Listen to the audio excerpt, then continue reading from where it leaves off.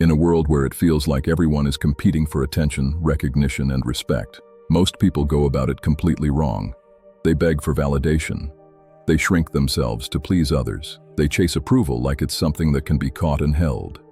And the more desperately they chase it, the faster it seems to run. But the ancient Stoics understood something that very few people in our modern world have figured out. That true value, the kind that makes others genuinely respect and admire you, is never given by the crowd. It is never handed to you by your boss, your family, your followers, or your peers. True value is something you build quietly, deliberately, and powerfully from the inside out. The Stoics, Marcus Aurelius, Epictetus, Seneca, Cato, Zeno, these were not men who begged to be valued. They were men who became so deeply rooted in virtue, wisdom, and self-mastery that value radiated from them naturally. People didn't just respect them, they were drawn to them, sought their counsel, remembered their names for thousands of years.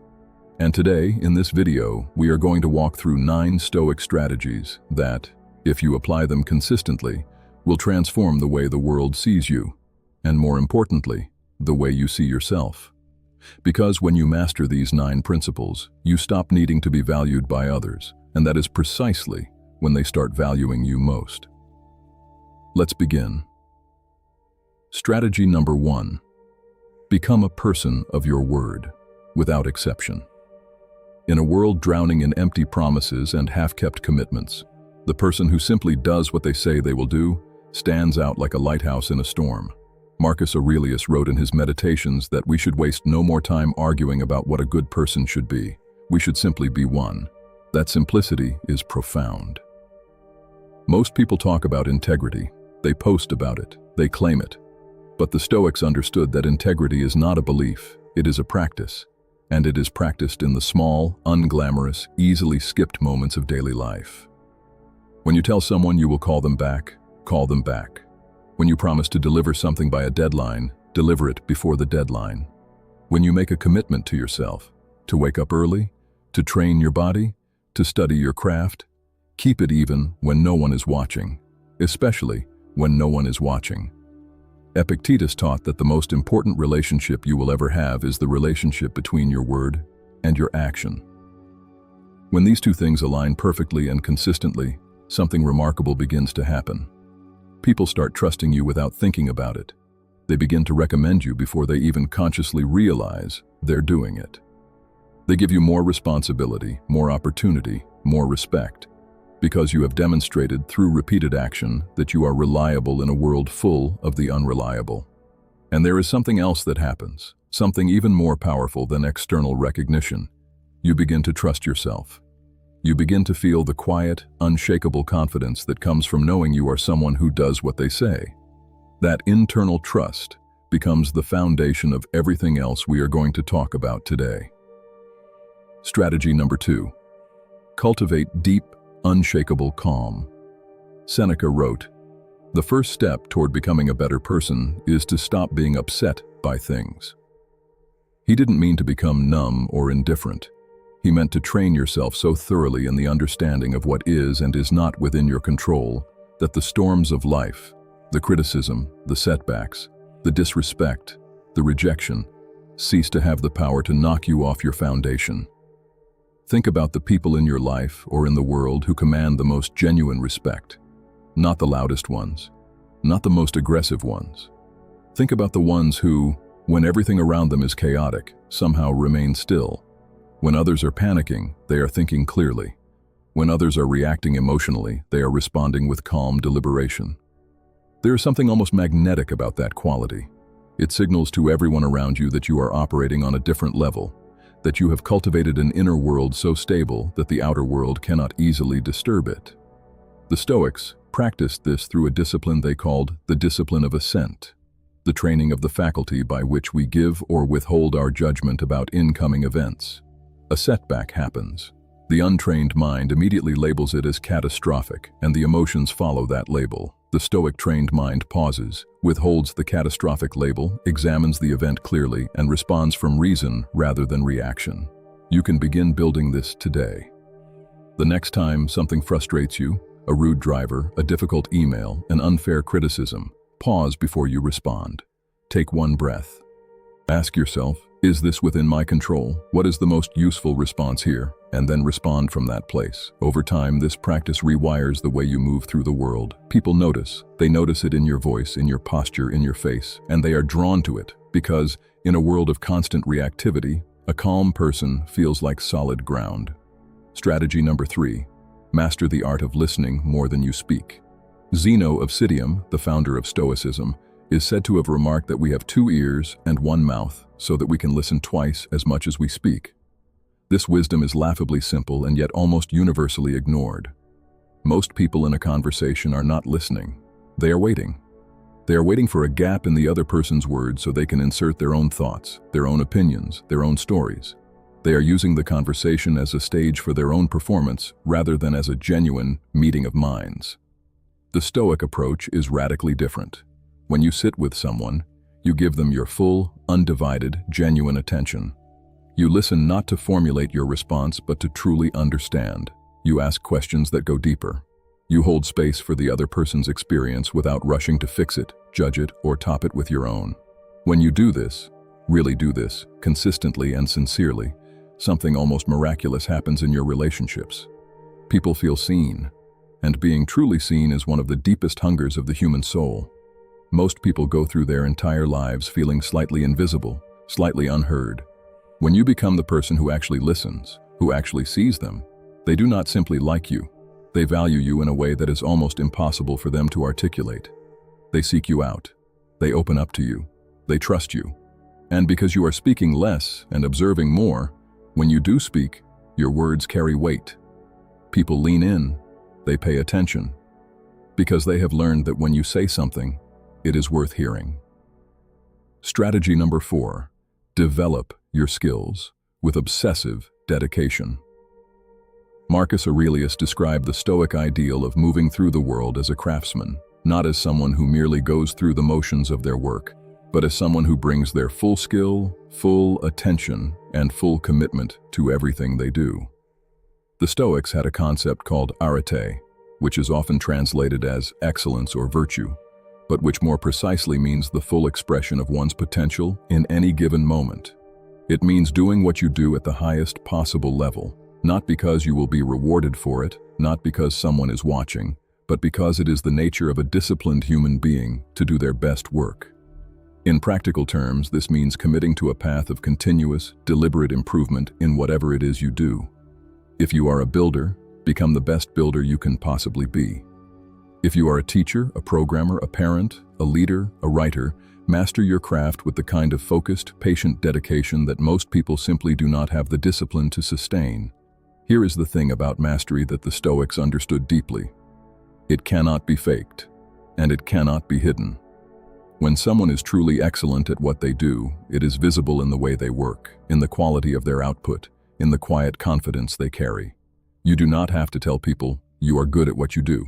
The work speaks, and the world pays handsomely, in money, in respect, in opportunity, in trust. For people who are genuinely, demonstrably excellent, stop cutting corners. Stop doing enough to get by. Decide today that in your domain, in your craft, in your chosen area of life, you will pursue mastery with everything you have. That decision alone will set you apart from 90% of the people around you. Strategy number 5. Speak with intention and precision. Seneca gave us one of the most practically powerful pieces of advice in all of Stoic philosophy when he wrote, "Let your words show your care for people, not your desire to impress them." Most people speak to perform. They speak to seem smart, to seem interesting, to seem important. They use 10 words where 2 would do. They talk over others. They repeat themselves. They fill silence with noise. The Stoic approach is to treat your words the way a master craftsman treats their materials, with respect, with economy, with purpose. Before you speak, ask yourself, is this true? Is this necessary? Is this kind? Does it serve the situation? If the answer is yes, speak clearly and directly. If the answer is no, hold your tongue. This discipline, practiced consistently, produces an effect that most people spend their entire lives trying to achieve through other means. It makes your presence feel significant. When you speak rarely but well, people remember what you said. When you avoid gossip, complaint, and idle chatter, people trust you with real information, real problems, real conversations. When you say what you mean and mean what you say, without excessive hedging or sugarcoating, people respect your directness in a world full of vague, evasive communication. There is also a deeper dimension to this strategy. The Stoics believed that disciplining your speech was inseparable from disciplining your mind. The two are mirrors of each other. When you stop speaking carelessly, you start thinking more carefully. You begin to notice when your thoughts are driven by ego rather than reason, by emotion rather than wisdom. And as your thinking clears, your communication sharpens. And as your communication sharpens, your relationships deepen, your influence grows, and the world begins to see you as a person of substance. Strategy number 6. Embrace difficulty and seek discomfort deliberately. Epictetus, who was born a slave and spent the early part of his life with a broken leg from the cruelty of his master, had perhaps the most hard-won understanding of what voluntary hardship could do for a person. He taught that the path to freedom, real, unshakable freedom, ran directly through the center of the things that frightened us. He said, "Seek not that the things which happen should happen as you wish, but wish the things which happen to be as they are, and you will have a tranquil flow of life." And he said, "No man is free who is not master of himself." The Stoics practiced what modern thinkers have called voluntary hardship, deliberately choosing difficult things not because they had to, but because the practice of choosing difficulty built a kind of inner strength, resilience, and confidence that a life of comfort and ease could never produce. In practical terms, this means training your body even when you don't feel like it. It means having the difficult conversation instead of avoiding it. It means taking on the challenging project instead of the safe, comfortable one. It means going without entertainment, without excess food, without comfort. Sometimes, deliberately, just to remind yourself that you can. When you do this consistently, something profound shifts in the way you carry yourself. Fear begins to lose its grip. You stop making decisions based on what is comfortable and start making them based on what is right and what is necessary. And that shift is visible to everyone around you. People can sense when someone has been tested and is not broken. They can sense the difference between someone who has done hard things and someone who has always taken the easy road. That quiet toughness, that unspoken resilience, commands a kind of respect that no amount of status symbols or verbal self-promotion can buy. Strategy number 7. Take complete ownership of your life and your choices. Marcus Aurelius wrote, "You have power over your mind, not outside events. Realize this, and you will find strength." But there is a more practical dimension to this principle that is absolutely central to how others perceive and value you, and it is the principle of radical ownership in every area of your life. Your career, your relationships, your health, your finances, your emotional state. The Stoics demanded that you take complete, unflinching responsibility. Not partial responsibility, not responsibility for the parts where things went well. Complete responsibility. This is extraordinarily rare. The default human tendency is to attribute our failures to external causes: the economy, our childhood, our circumstances, other people's behavior. And, while it is certainly true that external factors influence our lives, the Stoic recognized that the moment you hand over responsibility for your situation to an external cause, you also hand over your power to change it. When you take ownership, when you say sincerely and without excuses, "This is my life, these are my choices, and I am responsible for where I am and where I am going," you step into a kind of personal power that is transformative. And crucially, this is something others can feel. When you interact with a person who does not complain, does not make excuses, does not blame others for their difficulties, and instead simply gets to work on solving problems and improving their situation, you feel it. It is like talking to someone who is standing on solid ground when everyone else is on shifting sand. It is deeply reassuring, deeply respectable, and deeply valuable. Be that person. When something goes wrong, resist the urge to blame. Ask instead, "What could I have done differently? What can I do now? What can I learn from this?" That mindset, compounded over months and years, does not just change your outcomes. It changes your entire identity. Strategy number 8. Practice generosity without expectation of return. Seneca wrote one of the most beautiful and psychologically profound passages in all of Stoic literature on the subject of giving. He wrote that the wise person gives not because they expect gratitude, not because they seek recognition, not because they want to create obligation, but because giving is an expression of their own character. It is what they do because of who they are, not because of what they hope to receive in return. This kind of generosity, unconditional, quiet, and consistent cure, is one of the most powerful forces in human relationships.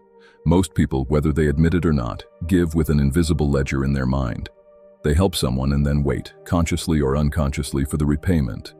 And when the repayment doesn't come, when the gratitude is insufficient, when the favor is not returned, they feel resentful, disappointed, and used. The Stoic approach burns the ledger. You give your time, your knowledge, your energy, your resources where you can and where it is good to do so, and then you release it completely. You do not keep score. You do not remind people of what you have done for them. You do not carry your generosity as a debt to be collected. And here is what happens when you operate this way, consistently, over time. People notice, not because you tell them, but because they feel the difference between someone who gives freely and someone who gives with strings attached. Your generosity becomes one of your most distinguishing qualities. People want to be around you. They want to work with you. They want to support your endeavors. They go out of their way to acknowledge your value, not because you have demanded it, but because you have genuinely enriched their lives without asking for anything in return. Strategy number 9. Define your own values and live them without apology. Of all 9 strategies, this is perhaps the most fundamental and the most difficult. Marcus Aurelius wrote, "Never esteem anything as of advantage to you that will make you break your word or lose your self-respect." This is the core of Stoic philosophy, that there is a set of values, of virtues, of principles that represent the highest possible expression of what it means to be a human being, and that living in alignment with these values is the only real measure of a life well lived. The Stoics named 4 cardinal virtues: wisdom, the ability to discern what is truly good and how to act accordingly; justice, the commitment to treating others with fairness, honesty, and respect; courage, the willingness to do what is right even when it is costly, uncomfortable, or unpopular; and temperance, the discipline to act with moderation and self-control in all things. These are not merely philosophical abstractions. They are a practical code, a compass, a set of north stars by which every decision, every action, every word can be measured. When you take the time to truly define what you stand for, what your non-negotiables are, what principles you will not compromise regardless of the cost, and then you actually live those values in the full view of the people around you, something powerful crystallizes. You become known for something. People know what to expect from you. They know where you stand. They know that if you say something is wrong, you actually believe it. They know that if you support something, it is because you genuinely think it is right, not because it is convenient or popular. In a world of people who constantly shift their positions based on social pressure, who agree with whoever is in the room, who stand for nothing more permanent than their own immediate comfort, a person with genuine lived values is extraordinary. They are a landmark. They are someone others calibrate themselves against. They inspire, they challenge, they reassure. They are, without question, valued. Now let's bring all of this together, because what ties these 9 strategies into a single unified philosophy is something the Stoics called the inner citadel. The idea that inside every human being there is a sanctuary, a place of absolute sovereignty that no external force can breach unless you allow it. When you become a person of your word, when you cultivate unshakable calm, when you listen deeply, when you master your craft, when you speak with intention, when you seek difficulty, when you take ownership, when you give without expectation, and when you live your values without apology, you are building that inner citadel, brick by brick, day by day. And when the citadel is strong, something remarkable happens to your relationship with the concept of value. You stop needing it from others. You stop measuring yourself by the approval ratings of the crowd. You stop making yourself smaller to fit into other people's expectations or louder to grab other people's attention. You simply are.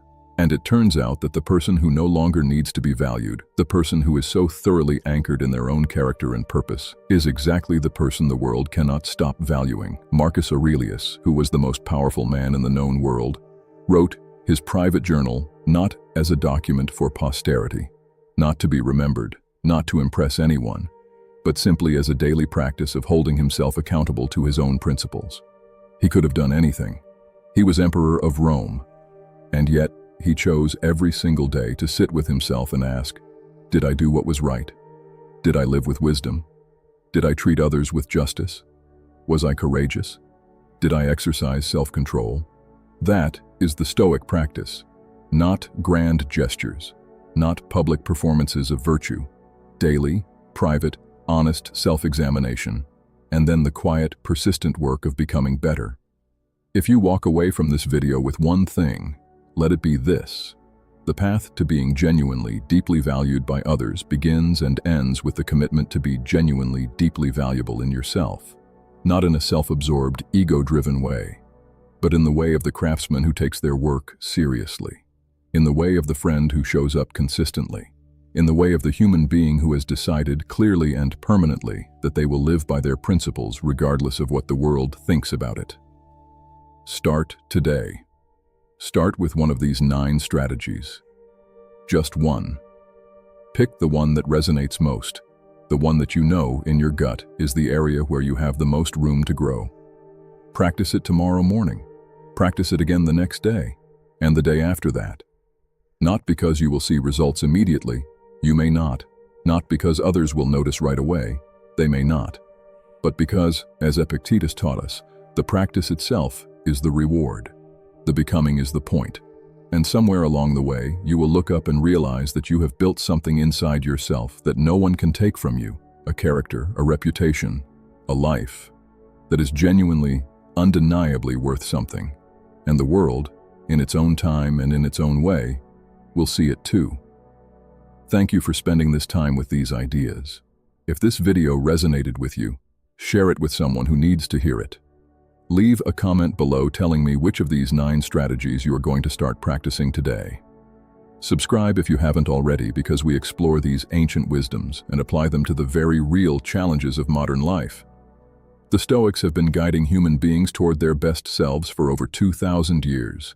Their wisdom has never been more relevant than it is right now, and it is here, waiting for you, whenever you are ready to use it.